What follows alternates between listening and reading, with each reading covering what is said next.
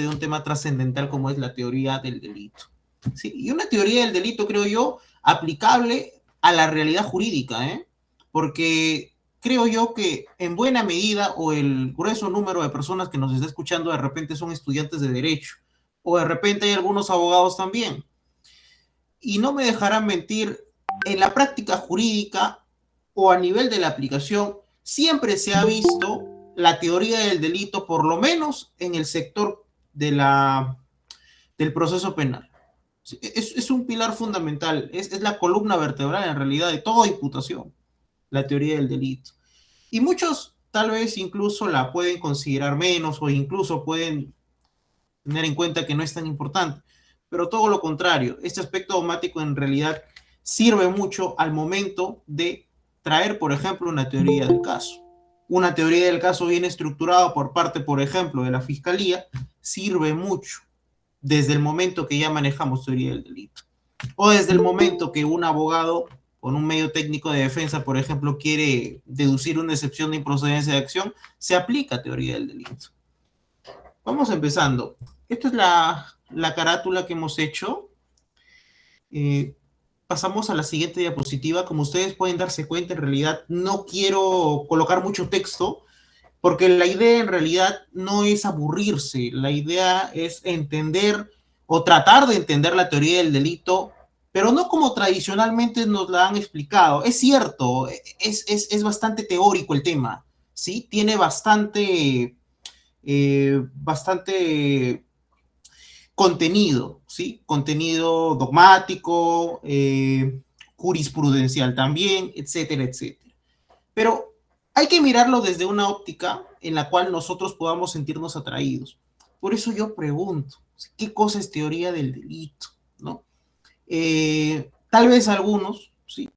De repente pueden considerar, bueno, la teoría del delito se utiliza para entender el delito, como es el niño acá que ustedes están viendo, se está preguntando qué cosa es delito, ¿no? ¿Qué cosa es delito? Porque será lo mismo decir delito para hoy, pleno siglo XXI, que el concepto de delito que teníamos, qué sé yo, hace 200, 300 años, o antes de Cristo incluso, de lo que data nuestra historia, de las antiguas civilizaciones, antes de Cristo, es lo que data la historia. ¿Será acaso lo mismo hablar de delito ahora que en la época del derecho romano, en Roma, en Grecia? ¿Será lo mismo hablar de delito? Pues no, el concepto del delito ha evolucionado, ha ido cambiando. ¿Cómo ha ido cambiando? Vamos a pasar a la siguiente diapositiva. Miren, hay bastantes autores, Lo que a nosotros nos debe interesar son sus ideas, son las teorías que ellos han traído, son los aportes. Miren, antiguamente la gente pensaba que el delito era pues un aspecto naturalista. Pensaban que estaba en la naturaleza. Es más, trataban de explicar el delito por las ciencias naturales. Decían, si vemos a una persona que tiene rasgos prominentes como labios, no sé, labios gruesos, ¿no? No tiene mucho cabello, está propenso a cometer delitos. Hay un autor muy conocido, Garofalo. Él mencionaba esta idea. Una idea absurda al día de hoy, de repente, ¿no? Muchos dirán, pero ¿cómo es posible que un autor diga esas cosas, ¿no? Semejante barbaridad. Bueno, para la época en la que decía, pues, no era tan descabellado. Obviamente este concepto cambió. Llegó el causalismo. Ojo, el causalismo también nace o tiene un punto de inicio desde las ciencias naturales. Porque en efecto, delito era, para aquellas épocas, todo aquel movimiento corporal o toda aquella situación, todo aquel evento, todo aquel entorno en el cual se cambia o se modifica la realidad. Pensemos, si yo golpeo a una persona, estoy modificando la realidad. Correcto. Ya, eso es la imputación que se hace a través de la teoría causalista. Así se entendía el delito. De esa forma se imputaba, de la teoría causalista. Entonces, si yo golpeo a Pepito, ¿quién será el responsable? Yo, pues porque yo lo golpeé, yo causé ese cambio en la realidad, ¿no? Correcto. Pero el concepto causalista, como bien lo ven acá Belling, traía pues una suerte de ideas que pues eran muy arraigadas a las ciencias naturales, muy arraigadas a lo que ocurría en nuestra realidad. Y eso está bien. Sin embargo, el punto o el análisis jurídico es donde se empieza a ver más adelante. Porque viene otro autor que se llama von List. ¿Sí? Von List, por ejemplo, hablaba de un causalismo, pero de un causalismo valorativo. Decía, claro, todo movimiento corporal es importante, todo movimiento corporal se puede considerar como una imputación, sin embargo, este movimiento corporal tiene que ser voluntario. Le agregaba el factor de voluntariedad. Pasemos a la siguiente diapositiva.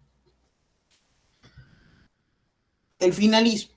El finalismo también es otra corriente que trataba de explicar el delito, pero remediaba ciertas cosas que eran en cierta medida o en buena medida mal empleadas por el causalismo. ¿Cómo así? Bueno, imagínense, las personas de repente que, no sé, no terminaban de cometer el delito, pensemos, ¿no? Un sujeto de que de repente quería matar a alguien, pero lo terminaba persiguiendo, lo terminaba apedreando y no lograba su cometido. A esta persona no se le podía imputar con el causalismo. Porque el causalismo, ¿qué cosa exigía? Causa y efecto. ¿Cuál es la causa? Bueno, la causa es, en efecto, que yo estoy alzando piedras y le estoy golpeando a la persona. Ok, esta es la causa. ¿Cuál es el efecto? El daño que le genero a la persona. Ya, pero si no existe esto, es decir, yo lanzo y lanzo las piedras y el sujeto, pues como, qué sé yo, una persona flexible empieza a esquivarlas, ¿sí? No se me podría imputar en esa medida, bajo la óptica del causalismo. Sin embargo, el finalismo contempla ya un aire subjetivo, un aire intrínseco, porque se centra básicamente en entender las características internas de la persona, es decir, cuál era la finalidad. Hay situaciones en las cuales uno desarrolla o despliega conductas porque tiene una finalidad. El muchacho que, no sé, quiere manejar un vehículo, ¿sí? Entonces va a buscar aprender, ¿verdad? Va a buscar sacar su licencia, va a empezar a averiguar, pero toda acción siempre va encaminada a una finalidad. Eso es lo que postulaba este autor, Belzel. Pasemos a la siguiente diapositiva. Miren, acá hay otros dos autores que en realidad forman parte de lo que hoy en día consideramos como la nueva corriente de imputación a nivel dogmático penal. Esto es el funcionalismo, ¿sí? Y un funcionalismo, pues, en efecto, que busca remediar los rezagos encontrados por las anteriores teorías. Un funcionalismo, como bien su nombre lo dice, funcional. ¿Cómo es esto? Una sociedad funcional. La sociedad funciona porque existen roles. Si las personas incumplen su rol, entonces se le puede imputar. ¿Cómo así? ¿El sujeto que maneja un vehículo acaso no cumple un rol? ¿El que te transporta todos los días a la universidad, a tu casa, o el taxista que coges para ir, no sé, a cualquier lugar? Claro, tiene un rol, porque tiene deberes, objetivos que cumplir, porque él sabe que si es que de repente el semáforo está en verde, puede pasar. Si el semáforo está en rojo, tiene que detenerse. Lo mismo pasa con un peatón. El peatón también tiene deberes, objetivos que cumplir dentro de la sociedad. Si está en rojo, puede pasar. Si está en verde, no, porque los autos pasan y le hacen tortilla, ¿no? Así pasa. Eso es bajo la explicación del doctor Gunther Jacobs, que es el que más sostiene la teoría funcionalista, dicho sea de paso, una sociedad que tiene roles, que impone roles a cada una de las personas. Porque la sociedad espera que la gente los cumpla. La sociedad espera de que yo como peatón me detenga si es que veo el semáforo en verde. La sociedad espera de que yo como médico, ya egresado como un médico, sepa por lo menos dónde está el corazón, sepa dónde está el hígado y pueda realizar una buena intervención al momento de operar. La sociedad espera que yo como abogado conozca mínimamente algo de leyes para que pueda defender a una persona o que me prepare para el caso. Entonces cada uno tiene roles. Si alguien incumple el rol, se le puede imputar. Esa es la nueva temática funcionalista y que ha servido por lo menos en estos últimos 50 años. Y la Corte Suprema en distintas situaciones lo ha ratificado. ¿Ah? Venga, pasemos a la siguiente diapositiva. Vamos a hablar de lleno de la teoría del delito. ¿Ya? Esto lo han visto seguramente para los que estudiamos Derecho. Considero yo que sigo estudiando Derecho porque el que es abogado toda la vida va a estudiar, o al menos el buen abogado, toda la vida. Las normas cambian, ¿sí? Se actualiza constantemente el Código Penal, el Código Civil, etcétera, etcétera. ¿Sí? Entonces, los que hemos estudiado y los que estudiamos Derecho sabemos que esto nos enseñaron en la universidad, en el primer o segundo ciclo, que es la teoría del delito. Pero a nosotros, o a la gran mayoría de nosotros, nos han enseñado la teoría tripartita, que es la que ustedes están viendo en el medio. Sin embargo, no es la única, o mejor dicho, no es la única concepción que se tiene, ¿sí? Porque tenemos acá una corriente bipartita, una teoría bipartita, tenemos una corriente tripartita, que es la clásica, y la pentapartita. ¿Cuál es la diferencia? Que cada una se enfoca de distinta manera los elementos del delito. ¿Cómo así? La acción, la tipicidad, la antijuricidad, la culpabilidad y la punibilidad. Les acabo de decir la teoría pentapartita o pentatónica. 5 elementos. Los tripartitas, ¿qué cosa dicen? No, solamente son 3. Tipicidad, antijuricidad y culpabilidad. Los bipartitas, ¿qué cosa dicen? No, solamente son 2. El tipo global del injusto, que es la acción típicamente antijurídica, y la culpabilidad. Esto lo hacen en una suerte de tener un mejor panorama, ¿sí? La teoría del tipo global del injusto es una de las teorías más dogmáticas que existen. ¿Ah? Tiene buen auge dogmático, viene de Alemania esa teoría, y se aplica mundialmente por bastantes países, y bastantes países la cogen, esta teoría bipartita. Sin embargo, no es la que se usa en Perú, ¿eh? No es la que se usa en Perú. Pasamos a la siguiente diapositiva.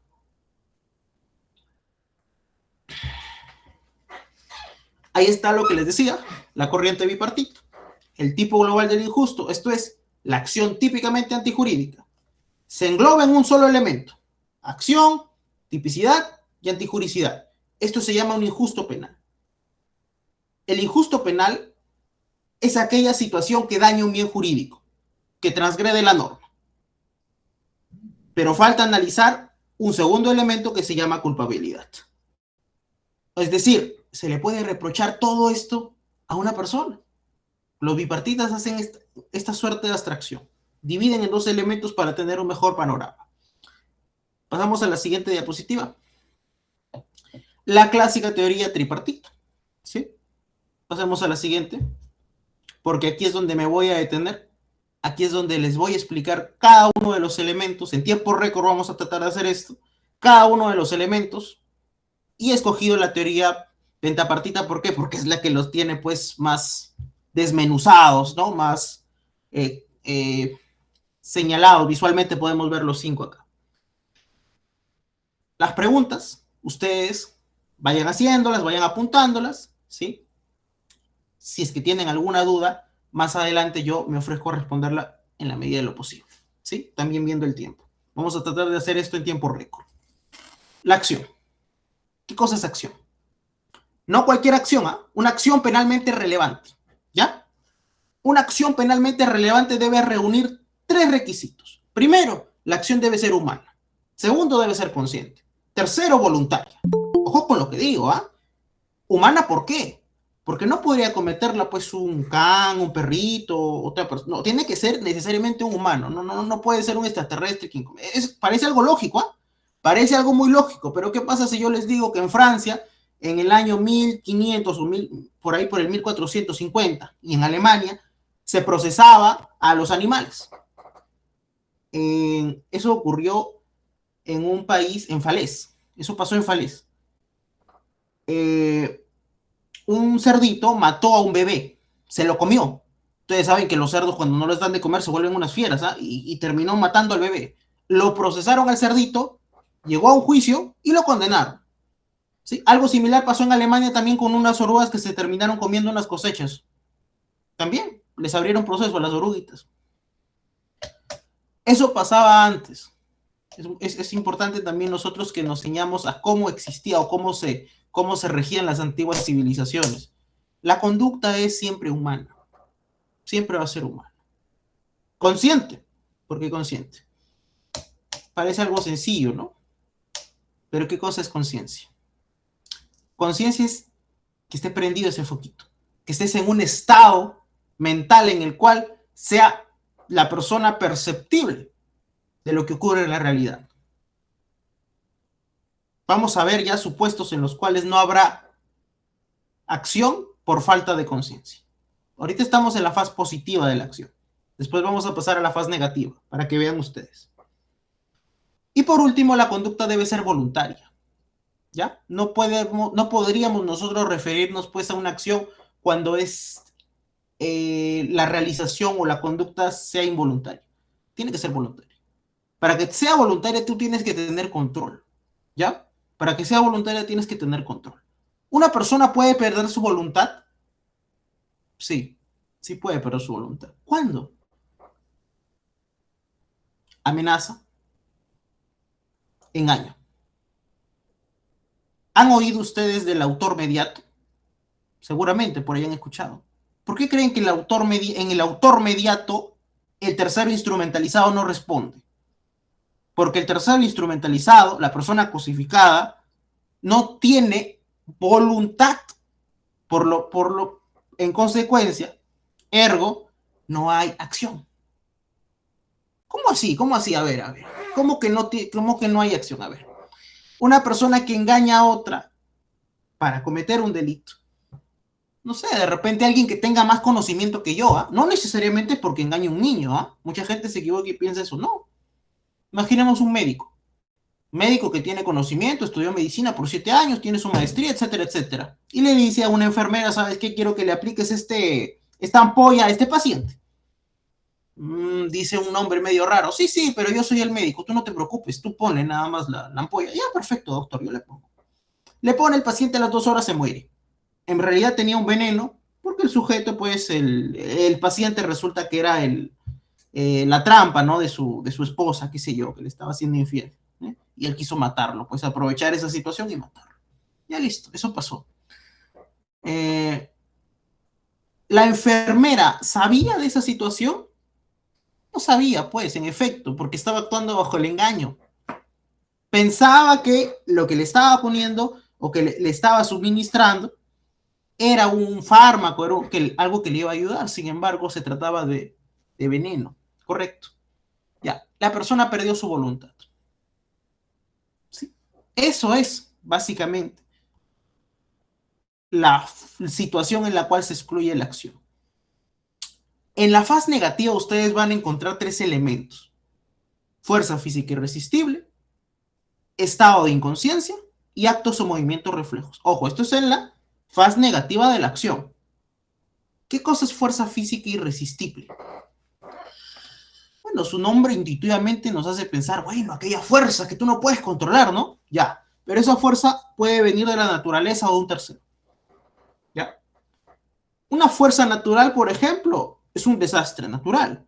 Si el huaico se está llevando mi casa y también me lleva a mí, yo estoy nadando en el huaico, me está llevando el huaico, ¿no? Y de repente, pues, por ahí hay, qué sé yo, una persona que está también huyendo del huaico, termino yo golpeándolo, ¿no? Es más, yo termino matándolo porque le doy un codazo en la sien. Imagínense todo el huaico que viene. Yo no voy a ser responsable penalmente, ¿sí? O si ocurre un movimiento telúrico de repente y me caigo encima de una persona y la lesiono, tampoco voy a ser responsable penalmente porque no hay acción. Actué bajo el imperio de una fuerza física irresistible. Eso deviene de la naturaleza. Pero ojo que la fuerza física irresistible también puede devenir de un tercero. ¿Cómo así? Alguien que golpea a otra persona, le empuje. Eso es fuerza física irresistible que deviene de un tercero. Es básicamente el típico caso o la típica situación en donde un chofer impacta contra otro vehículo que está adelante y este a su vez termina golpeando al siguiente. Esto pasó en Trujillo, no sé si vieron la noticia por ahí. Eso pasó una vez en Trujillo. Quien está actuando bajo el imperio de la fuerza física irresistible es el chofer del medio, ¿no? El que no hizo nada, porque a él lo golpearon. Por esa fuerza termina impactando contra el siguiente carro que estaba adelante. ¿Ya? Eso es fuerza física irresistible. Está de más decir que aquí no hay delito. ¿Por qué no hay delito? Porque no hay acción. ¿Ya? Ese es el análisis que nosotros debemos hacer. Nosotros a veces decimos, no, no hay delito. ¿Por qué? No sabemos explicar. Por esto, pues, porque no hay acción, porque no se cumple el primer elemento de la teoría del delito. Y la teoría del delito es como una suerte de edificio. Nosotros subimos, pero ya no podemos bajar. Algo así como un edificio en el cual no podríamos bajar de nivel. Si estamos en la acción, analizando la acción, y nos quedamos atrapados en la acción, no tendríamos por qué seguir subiendo. Contrario sensu, si ya hemos llegado, por ejemplo, al tercer nivel, nos quedamos atrapados, no podríamos ni bajar ni retroceder, ya nos quedamos atrapados ahí. ¿Sí? Esa es más o menos la explicación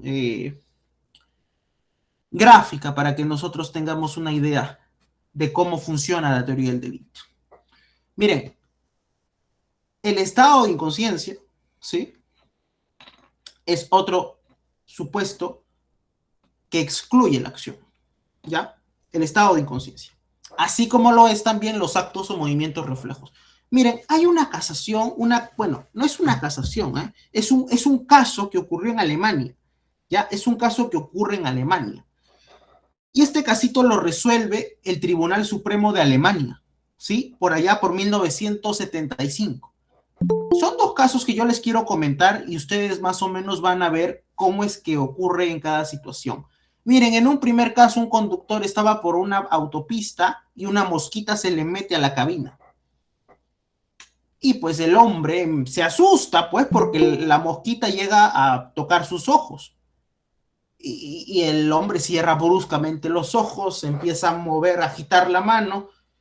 Y en ese interín, pues, termina moviendo el volante y estrellándose contra otro vehículo, causando lesiones graves, aparte del daño de los vehículos ocurridos.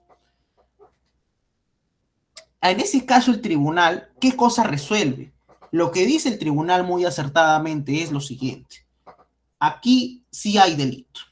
¿Cómo así? Porque cualquiera podría pensar, no, aquí se excluye la acción porque aquí hay un movimiento reflejo. El sujeto, pues, una mosca se le metió, por eso movió las manos y terminó moviendo el volante. El tribunal dice que no. No debemos confundir los actos o movimientos reflejos con los actos de cortocircuito. ¿Cómo así? Los actos de cortocircuito son aquellas situaciones que sí son voluntarias. Un acto de movimiento reflejo no es voluntario. Por eso es que por eso es que les decía, la acción es voluntaria. ¿Qué cosa es un movimiento involuntario? El cerrar los ojos si es que hay una mosca que se te pega, ¿no? O si alguien te va a golpear o si un objeto va a caer cerca de tu cara, siempre tiendes a cerrar los ojos, porque son tus reflejos, dicen. Claro, eso es involuntario. Un estornudo, el hipo, son cosas involuntarias. Pero el razonamiento que tiene el tribunal en este contexto, ¿cuál es? Un movimiento de cortocircuito es justamente mover así la mano porque tú pudiste haber reaccionado de forma distinta. Aquí puede que no haya delito, pero no porque se quede atrapada en la acción, sino de repente por una exigibilidad de otra conducta, que es lo que vamos a ver más adelante. Y hay otro caso en Alemania también de un señor que se queda dormido. Se quedó dormido, sí, pero porque le dio un ataque de epilepsia, ¿sí? Se queda dormido y empieza a convulsionar después. Nunca le había pasado eso en la vida, le terminó pasando en ese momento. Ya, ese es un estado de inconsciencia, por ejemplo. Ese es un clásico estado de inconsciencia. Un caso de estado de inconsciencia es cuando la persona no está activa perceptiblemente o sensorialmente. Bien. Eso es con respecto a la acción. ¿Ya? Con respecto a la acción. ¿Habrá alguna excepción a todo lo que les he dicho? ¿Habrá alguna excepción? Pues yo le digo que sí hay. Dogmáticamente hay una figura penal que se aplica en Perú que transgrede de manera grotesca, por así decirlo. Bueno, no, el término tal vez no es transgredir, sino que no va alineado con lo que yo les he mencionado, porque al fin y al cabo es legítimo, reconocido por la norma. Esto se llama la figura del actio liberi in causa, la acción libre en su causa. Pero aquí se separan dos momentos. Esta es la justificación que le da la doctrina. Hay un momento precedente y hay un momento posterior. ¿Cómo así?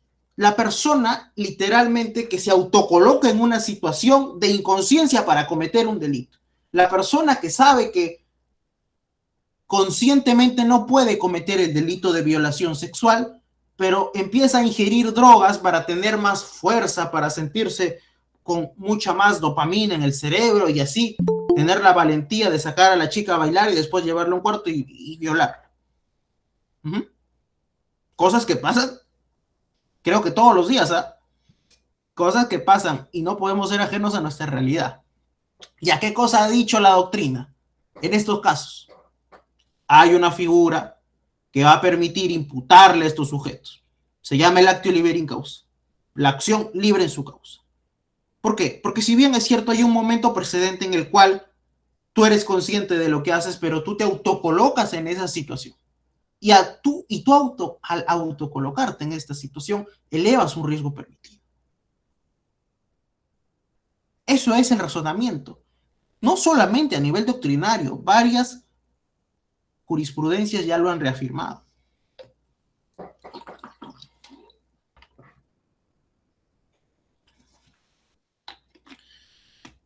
Ahora, eso pasa en la acción. Así como estas situaciones se ven en la acción, también hay aspectos importantes en cada uno de los elementos que vamos a ver ahorita. Pasamos a la tipicidad, no sin cerrar la acción diciendo, grábense algo, la acción tiene que ser consciente, humana y voluntaria. ¿Ya? Una vez que ya analizamos la acción y en su caso ya vimos que sí, en efecto, la conducta es consciente, es voluntaria y es humana, pasamos a la tipicidad. ¿Qué cosa es tipicidad? Miren, tipicidad en resumidas cuentas es esto, ¿sí? Este es un anillo, ¿no? Y calza en mi mano, ¿no?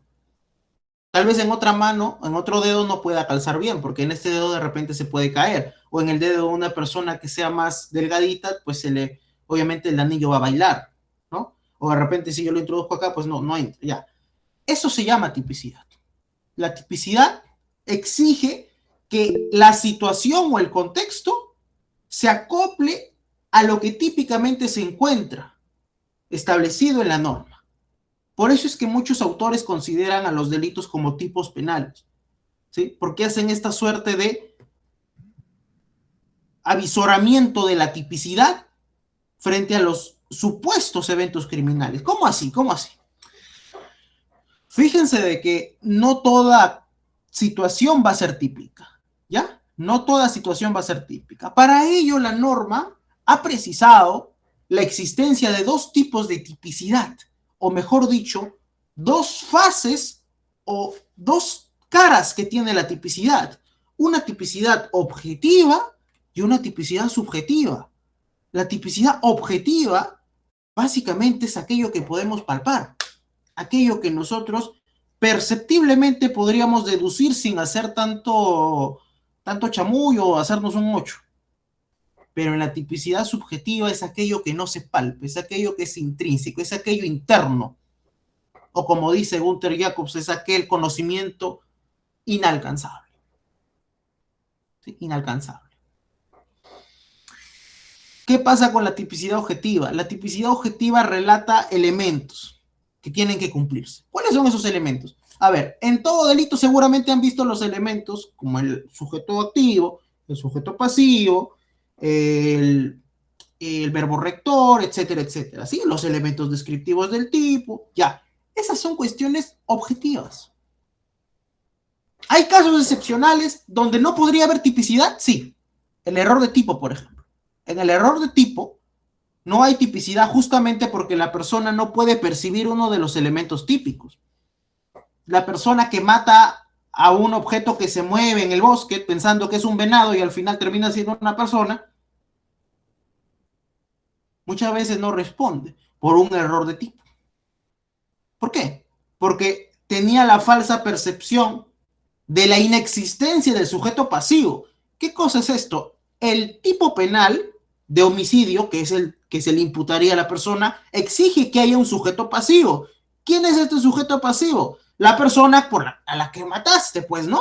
Pero resulta que yo, como sujeto activo, no pude percibir al sujeto pasivo. Hay un error en uno de los elementos típicos del delito que se me quiere imputar. Ese es el error que yo tengo, porque yo pensaba que era un venadito, yo pensé que yo me iba a casar por último, ¿no? Ahora, puede que yo me haya dado cuenta si hubiera sido más diligente, ¿no? Por eso existe el error de tipo vencible y el invencible. Pero, en resumidas cuentas, para no ondear mucho en esto, el error de tipo vencible es aquella situación en la cual tú pudiste haber salido del error si hubieras sido más diligente y respondes como un delito culposo. Sin embargo, en el error de tipo vencible, pues no puedes responder porque así hubiese sido más diligente, no te dabas cuenta o no salías del error. Esto pasa, ¿saben dónde? Pasa, por ejemplo, en delitos sexuales. Hay muchos casos en los cuales hay señoritas, existen casos, bastantes. Las señoritas, pues hay algunas que son bastante desarrolladas cuando tienen 13, 12 años. Nosotros sabemos, por cultura general, y esto debería saberlo cualquier persona por conocimiento de profano, la persona que tiene menos de 14 años no puede dar consentimiento sexual, ¿sí? No puede. Los mayores de 14 años, 14 en adelante pueden dar consentimiento sexual, es decir, pueden tener relaciones sexuales dando el libre consentimiento. El consentimiento que te dé una persona de 12 años no es válido, bajo una presunción juret de jure.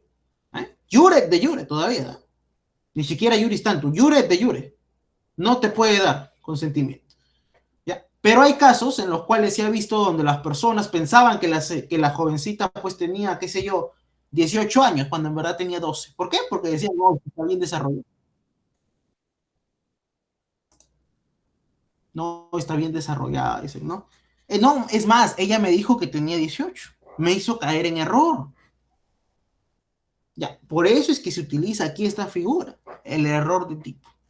Que sea vencible o invencible es otra cosa, porque al final tuvo relaciones sexuales con esta persona.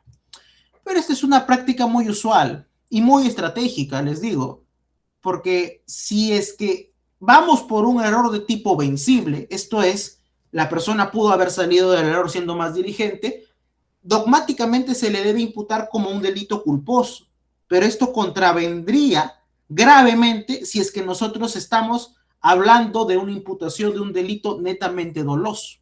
¿Qué pasa en el delito de violación sexual? En la violación sexual no hay culpa. Y si vamos a aceptar una tesis de error de tipo vencible, no se le podría imputar bajo un principio de legalidad una violación culposa. No se puede. Por ende, no respondería. Esa es la estrategia que utilizan muchos abogados que conocen dogmática penal. Vuelvo y repito, la dogmática penal, como estos conceptos traídos dentro de la teoría del delito, no sirven para aplicarlos en la práctica. Bueno, eso es en la tipicidad objetiva. La tipicidad subjetiva, por otro lado, es aquella situación en la cual, o es aquel entorno, ¿sí? Es aquel escenario en el cual nosotros vamos a enfocarnos solamente en los aspectos internos de la persona. ¿Sí? Es el aporte del finalismo. Y acá se van a ver los dos elementos sustantivos que se han visto, pues, muchas veces, ¿sí? En la jurisprudencia. Hablo del dolo y la culpa, ¿sí? Son los dos elementos subjetivos bastante conocidos. Los títulos de imputación subjetiva, como es el dolo y la culpa, se aplican siempre que se puedan deducir. ¿Ya? El dolo y la culpa se deduce, como dice el doctor Percy García Cabero. El dolo y la culpa se imputa. No se puede verificar, no se puede constatar. O tú puedes pensar o tú puedes saber qué estaba pensando la persona antes de cometer el delito. No puedes. No se puede saber. Eso es un conocimiento inalcanzable. Yo no podría saber qué cosa estaba pensando la persona al momento antes del accidente, ¿sí? Yo no sé si es que la persona de repente tenía la plena intención de causar o no el accidente. Yo puedo deducir a través de qué? a través de lo que objetivamente tengo. Ahí yo podría deducir. Por eso es que el dolo y la culpa se infieren. Lo dice también el doctor Ramón Ragués y Valles. Hay una casación, no, un recurso de nulidad, ¿ya? Un recurso de nulidad, el 5083 del 2008, de Cusco. Y este básicamente trata de explicar o hace una clasificación en dos de los elementos más trascendentales encontrados en el dolo y la culpa. Es el dolo eventual y la culpa consciente. ¿Qué es lo que dicen acá? O la línea bifurcatoria que existe entre estos dos elementos, pues radica en qué cosa? En la naturaleza que cada uno va a presentar. ¿Cómo así? El dolo es netamente conocimiento y voluntad. Son los dos elementos más importantes que podemos encontrar en el dolo. La teoría volitiva y la teoría cognitiva, o cognoscitiva también le dicen algunos autores. Y en la culpa nosotros hablamos de una imprudencia que también con la culpa consciente es previsible, aunque autores como el doctor Percy García mencionan de que no es del todo previsible. No es del todo previsible. Coincide también Peña Cabrera con esto. ¿Cómo así que no es del todo previsible? Pensemos en una persona que de repente quiere manejar, o maneja, mejor dicho, pero tiene un fuerte dolor de cabeza y va a la farmacia. Y en la farmacia le dan una medicina. Y la medicina que le dan tiene contraindicaciones. ¿Sí? Esta medicina tiene contraindicaciones, le dice el farmacéutico. Oye, espérate, ya tiene contraindicaciones. Sí, no te preocupes, ya, no te preocupes. Yo la veo. Al final el hombre dice, no, pues yo soy un hombre fuerte, fornido, no me va a pasar nada. Me tomo la pastilla, sigo manejando. Resulta que a la hora y media nada más se queda seco, dormido y termina matando a 4 personas. Lo que pasa es que ese medicamento que le dieron tenía un fuerte somnífero para aquellas personas que estaban pasadas de peso, gorditas, llenitas, ¿ya? Y este hombre, pues, para ser tan robusto, tan fornido, se terminó quedando dormido. Ya, eso es lo que pasó, pero él no lo supo. Entonces responderá por homicidio culposo. ¿Por qué? Bajo la óptica de que no tenía un pleno conocimiento o una plena representación del posible resultado. Cosa distinta hubiera sido que lo hubiera sabido, hubiera leído las contraindicaciones y aún así hubiera dicho, bueno, a mí no me importa, yo voy a manejar así. ¿Qué me importa? Dice, si se muere alguien, se morirá. Bueno, yo no quiero que se muera nadie, ¿eh? Pero no, si se muere alguien no me importa. Y maneja así. Ya, eso es dolo eventual. Eso se llama desprecio de bienes jurídicos ajenos, algo característico del dolo eventual, ¿sí? Pero más característico que eso se llama conocimiento, pleno conocimiento y aceptación, ¿sí? Por eso es que existen dos teorías acá importantes, la teoría del conocimiento y de la aceptación o del consentimiento. ¿Cómo es esto? Tú conoces el resultado y tú lo aceptas. Eso es dolo. Conoces y aceptas. La culpa no ocurre eso, ¿ya? Claro, hay otros autores que se ponen más exquisitos a decir, no, pero si hablamos pues de ese modo no nos entendemos, mejor hablemos de probabilidades que son más objetivas. ¿Cómo así? Si es objetivamente más probable que se haya obtenido el resultado negativo, respondes por dolo eventual. Si es poco probable, respondes por culpa consciente. Ya, son teorías que se han adentrado más a esta situación.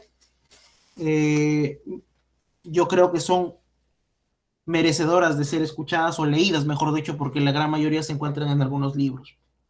Pero bueno, eso pasa en la tipicidad, ¿ya? Eso pasa en la tipicidad. Eso es tipicidad.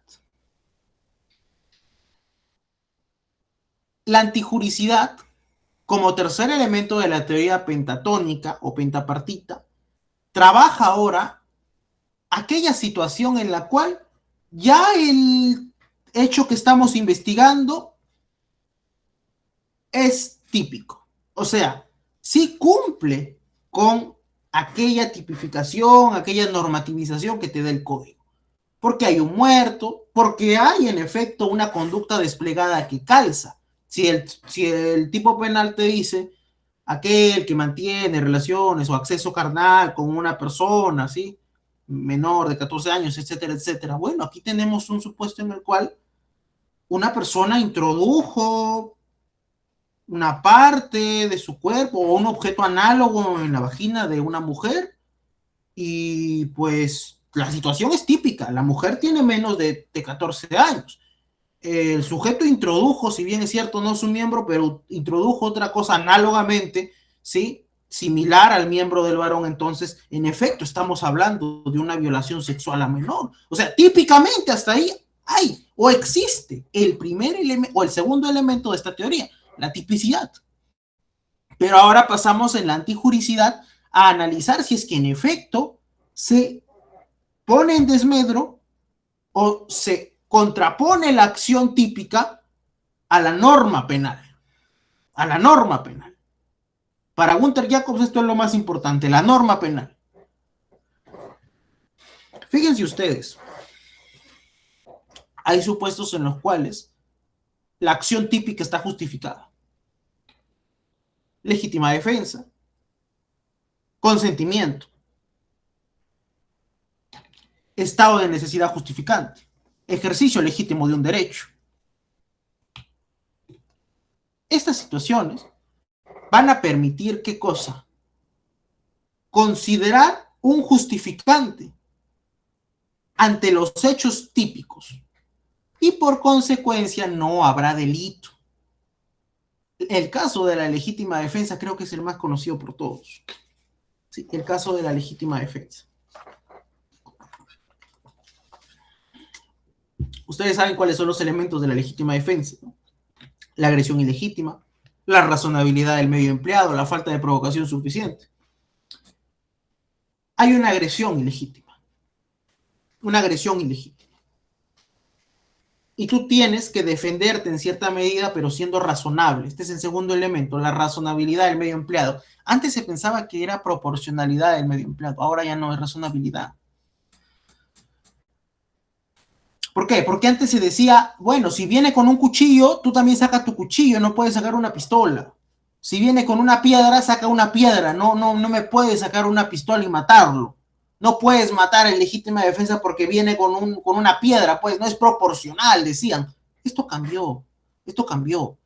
Y ahora ya no hablamos de proporción, hablamos de razonabilidad.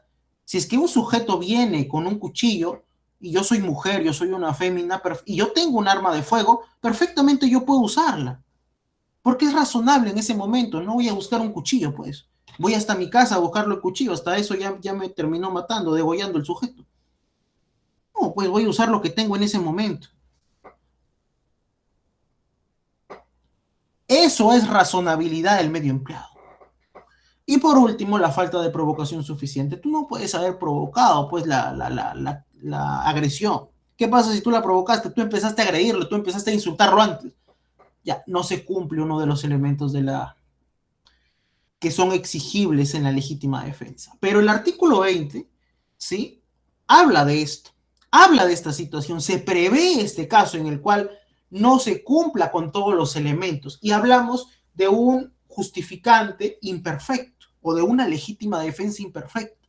Y la consecuencia directa de una legítima defensa imperfecta va a ser la consecuencia jurídica o la imposición de una pena, pero debajo del abstracto legal. Esto es, se le conoce teóricamente como una pena privilegiada. ¿Cómo así?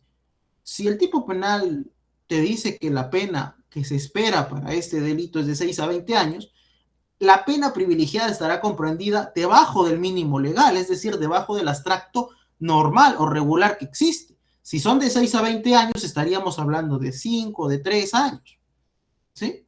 Eso es pena privilegiada, solo ante la existencia de una legítima defensa imperfecta, cuando faltare alguno de los elementos. Y esto se repite no solamente en la legítima defensa, se ha repetido hasta en casos donde se excluye la pena o donde se excluye la culpa, como son aquellos supuestos exculpantes de la responsabilidad penal, que son los que vamos a estudiar de aquí en la culpabilidad, cuando estemos en el elemento culpabilidad.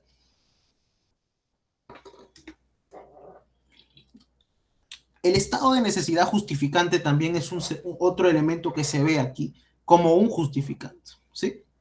El estado de necesidad justificante básicamente es aquella situación en la cual tú sacrificas un bien jurídico menor, de menor valor, porque la clasificación existen bienes jurídicos de mayor y menor valor, como la vida. La vida es un bien jurídico de muy alto valor, ¿sí? La libertad, la salud, son bienes jurídicos indispensables para la vida humana.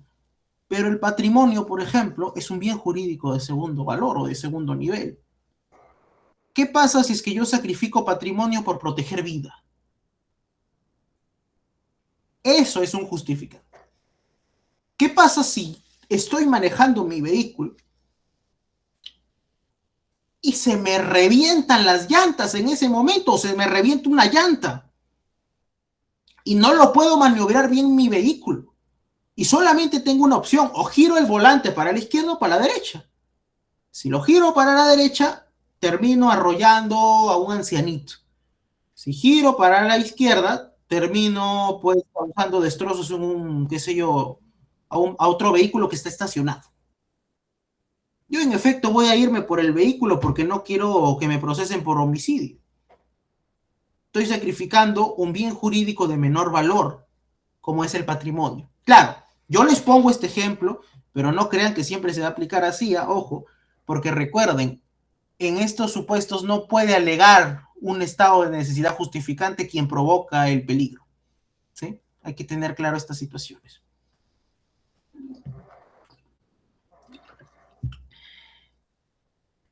No puede alegar un estado de necesidad justificante quien provoca el peligro.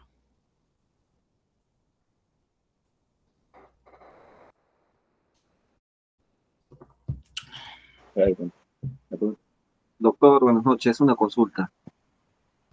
Sí, excepcionalmente, porque las preguntas son al final, pero Sí, sí. excepcionalmente, a ver, dime. En las causas de justificación, ¿se realiza o se hace el pago de la reparación civil o se excluye también de eso? Cuando hay una causa de justificación, en teoría, se entiende de que no hay un injusto penal, no se llega al injusto penal. Entonces, si no hay injusto penal, no tendría por qué haber reparación civil. Pero en la práctica no ocurre así. ¿Sabes por qué? Porque la naturaleza civil o la responsabilidad civil es distinta o se analiza bajo parámetros totalmente abismales a los que son analizados en una línea penal o en una responsabilidad penal. Siempre en un proceso penal hay dos pretensiones: una pretensión civil y una pretensión penal, siempre. Pero no tienen la misma sustanciación, o mejor dicho, no tienen la misma valoración. Pero bueno, analizando estos supuestos de antijuricidad, que excluyen la antijuricidad, ¿sí? El consentimiento, por ejemplo. En el consentimiento, bueno, si bien es cierto, no lo encuentran ustedes en el Código Penal, pero también se infiere por una interpretación sistemática. Si a mí me golpean la nariz, me la quiebran, ¿me están causando lesiones o no? Me causan lesiones, me causan en efecto las lesiones. Si un médico empieza con un cincel a golpearme la nariz, yo podría denunciarlo por lesiones de repente. Pero ¿qué me van a decir en el proceso penal? Sí, en efecto, es una conducta típica porque con su cincel pues te ha causado un daño, ¿no? Te ha deformado la nariz. Ok, pero resulta que yo le di consentimiento porque yo me estaba operando de la nariz. Yo quería hacerla más respingada mi nariz. Yo di ese consentimiento. Ya. Ese también es un supuesto que justifica, ¿sí? Y que excluye la antijuricidad. No es antijurídico, no transgrede la norma penal. Sin embargo, después de analizar la acción u omisión, ojo, puede ser una omisión también, ¿sí? Porque una persona puede cometer un delito de brazos cruzados, ojo. Después de haber analizado la acción, la tipicidad y la antijuricidad, y no haber encontrado ninguna situación que excluya a cada uno de estos elementos, podríamos decir nosotros, estamos ante un injusto penal, lo que decían los bipartitas. Estamos ante un tipo global del injusto. Un tipo global del injusto es aquella situación donde hay una acción penalmente relevante, donde es típica y donde es antijurídica. La acción típicamente antijurídica es el injusto penal, lo que transgrede la norma. Pero este injusto penal puede ser atribuible a la persona. Eso es lo que se analiza en la culpabilidad. ¿Ya? Eso es lo que se analiza en la culpabilidad. Si es que el injusto penal puede ser atribuible a la persona o no, puede ser reprochable. ¿Por qué? Porque no toda situación antijurídica puede atribuírsele a un ser humano. ¿Sí? No puede atribuirse. ¿Cómo así? Les adelanto, a una persona enajenada mentalmente no se le podrá atribuir esta situación. Pero tiene una explicación, ¿eh? Déjenme hacerla. En la faz positiva, nosotros de la culpabilidad ahora vamos a encontrar tres elementos.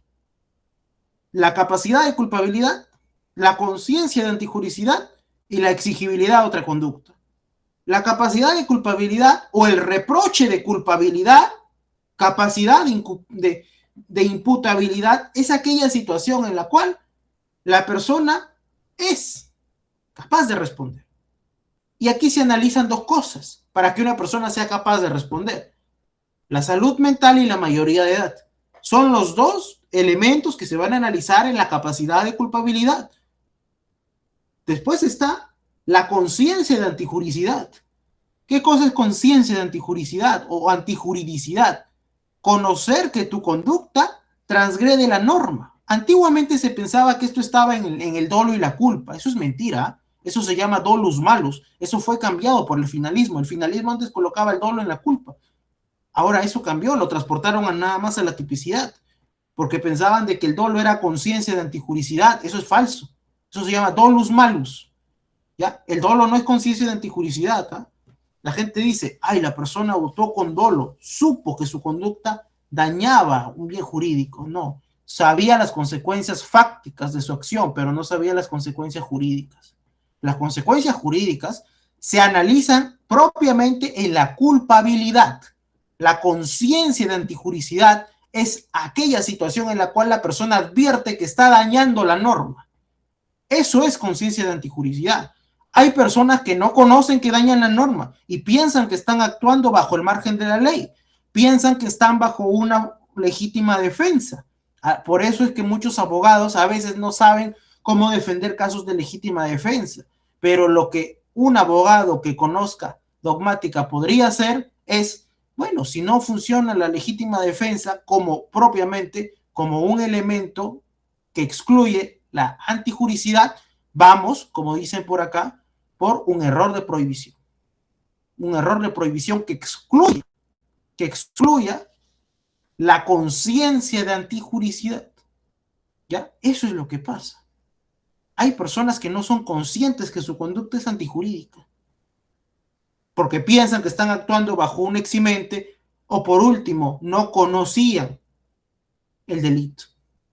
Claro, aquí entra en juego muchas cosas, porque ¿cómo es que no vas a conocer el delito? ¿No? Vamos a analizarlo poco a poco. Miren, en la capacidad de culpabilidad, ¿sí? Como yo les he dicho, la salud mental y la mayoría de edad. Se entiende, porque la salud mental se presume, juris tantum, ¿sí? Juris tantum. Cuando me escuchen decir juris tantum o juret de jure, ¿qué cosa significa? Juris tantum es aquella situación o aquella presunción que admite prueba en contrario. Y la presunción juret de jure es aquella presunción que no admite prueba en contrario. Si yo digo, no sé, Pepito es homosexual, es una presunción juris tantum, porque si yo lo veo con una persona del sexo opuesto, no, sí, es varón, dicen, ¿no? Así dicen, ya, ese es, para que me entiendan, esa es una presunción juris tantum. Admite prueba en contrario. Si yo lo encuentro con una mujer, entonces, en efecto, no sé, en una relación, es decir, con una mujer, no, entonces ya no, se me acabó esa sospecha, ¿no? Sin embargo, una presunción jure de jure es aquella que por más que te enseñen aquí la prueba, pues no admitirá prueba en contrario. ¿sí? No admitirá prueba en contrario. Entonces, el caso de la salud mental se presume, pero bajo la presunción juris tanto, ¿ya? Porque todos somos saludables mentalmente, salvo que se demuestre a través de una pericia que no lo somos. Y existen trastornos mentales que, en efecto, van a causar la alteración o la enajenación de la realidad. Y esto nos hace inimputables. Esto los hace imputables. Ya. Entonces, en el caso de la mayoría de edad, ustedes bien lo saben, salió una nueva ley que ampliaba la responsabilidad penal en los menores de edad, ¿sí? Concretamente en los de 16 hasta los 18 años. Yo personalmente no estoy de acuerdo con eso, porque creo que Grandes Luces transgrede la norma como o la dogmática penal como se está aplicando. No soy partidario de esta idea, pero igual la justificación que se ha tenido es por política criminal. En cierta medida se utiliza criminal, pero no hay que pretender tampoco politizar todo. Politizar el derecho penal sí es un problema serio, especialmente en las sociedades latinoamericanas. Pasando esto de aquí, vamos a la conciencia de antijuricidad. El error de prohibición excluye la conciencia de antijuricidad. El error de prohibición solamente puede ser aplicable cuando, ojo, bajo un conocimiento de profano. ¿Qué cosa es un conocimiento de profano? Aquel conocimiento que nosotros adquirimos cuando vivimos en sociedad. Cuando yo vivo en sociedad, entiendo de que matar está mal. Cuando yo vivo en sociedad, entiendo de que violar a una persona está mal. Cuando yo vivo en sociedad, entiendo de que hurtar está mal. Robar está mal. Golpear está mal. Eso es bajo una concepción de un conocimiento adquirido porque vivo dentro de esta sociedad. Pero el problema es que hay casos y casos en los cuales se ven delitos que son muy sofisticados, son muy complejos, ¿sí? No es que todos sepamos todos los delitos. Por ejemplo, un delito ambiental. O un delito que transgreda la... a ver, pensemos en estas especies en peligro de extinción. Yo no sé cuáles son las especies en peligro de extinción, para empezar, hay muchas, hay demasiadas. Sí sabían que la interculturalidad que tiene el Perú es inmensa. Si yo me voy a la selva ahorita y de repente, qué sé yo, como el caso de este señor, de un chef famoso en las redes sociales que terminó cocinando a una especie en peligro de extinción, tal vez él no sabía, ¿no? Y lo terminó publicando en TikTok. Y después le abrieron un proceso penal. Bueno, ahí la estrategia del abogado sin duda debe ser el error de prohibición, el desconocimiento, porque no es un delito sencillo, es un delito sofisticado. Pero bueno, eso es el error de prohibición. Hay un tipo de error de prohibición que es aquel error de comprensión culturalmente condicionado, ¿ya? Es aquella persona que literalmente se encuentra en otra región, en otro mundo o aislado de la civilización, como aquella persona indígena que llega pues a la civilización y en efecto comete un delito. ¿Ya? Eso es una situación que excluye en efecto la culpabilidad, porque sí, el delito está típico. Hay una acción típicamente antijurídica, la persona robó, la persona le quitó las cosas, sí, porque quería comer, sí, él entendía de que si tenía hambre podía hacerlo, era un indígena. Entonces, ¿hay violencia? Sí hay violencia. ¿Hay un sujeto activo? Hay un sujeto activo. ¿Hay un sujeto pasivo? Sí. ¿Están los elementos descriptivos del tipo? Por supuesto. La acción es típica. Es consciente, es humana, voluntaria, ok. ¿Hay alguna causa que justifique? Pues no. No es que el señor se estaba muriendo, no es que, ay, si no como me muero, no, simplemente quería comer y ya, no es que se iba a morir tampoco. Correcto. Entonces, hay un injusto. Eso se llama un injusto penal. Pero este injusto penal no puede ser reprochable a la persona toda vez que existe. ¿Qué cosa? O no existe, mejor dicho, conciencia de antijuricidad. Pasamos al último elemento. El último elemento es el más difícil de entender por muchos, ¿sí? Muy difícil de entender, porque muchos se complican en realidad los autores en explicarlo. Se trata de esta situación en la cual la persona no puede responder de otro modo. Se llama la exigibilidad de otra conducta. ¿Ya? Tiene que haber exigibilidad de otra conducta para que se te impute un delito. Si no hay exigibilidad de otra conducta, no se te puede imputar. ¿Cómo así? A ver, explícame en español porque me perdí. Miedo insuperable. Obediencia jerárquica. ¿Ya? Son casos que excluyen este elemento. El miedo insuperable, ¿qué cosa es?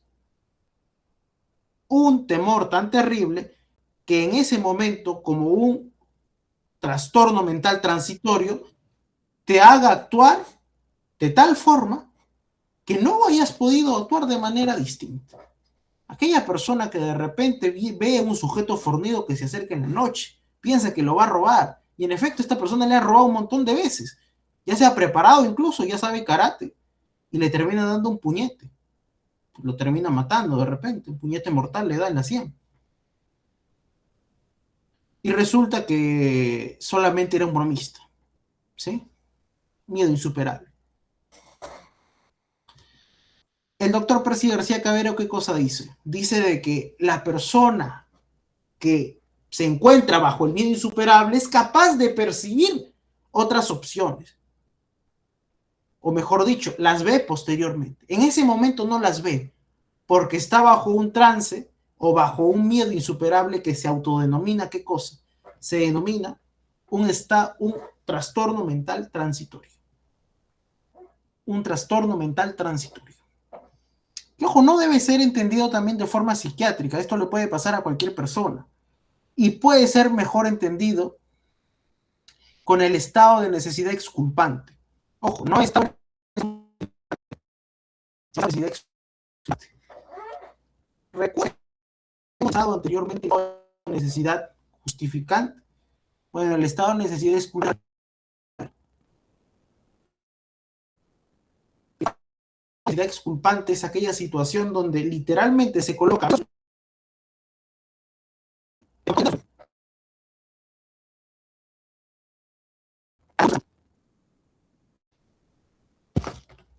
claro, solamente se aplica en estos bienes jurídicos de alto valor.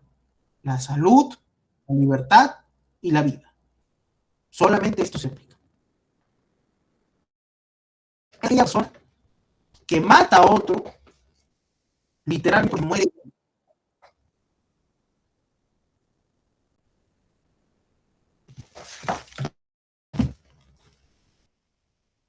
¿Sí me pueden escuchar bien? Me parece que se escucha bien. Estimado doctor, se le escucha entrecortado y tiene problemas con su cámara. Hace unos segundos ha empezado a suceder eso. Vale. Ya, voy a ver si lo subo.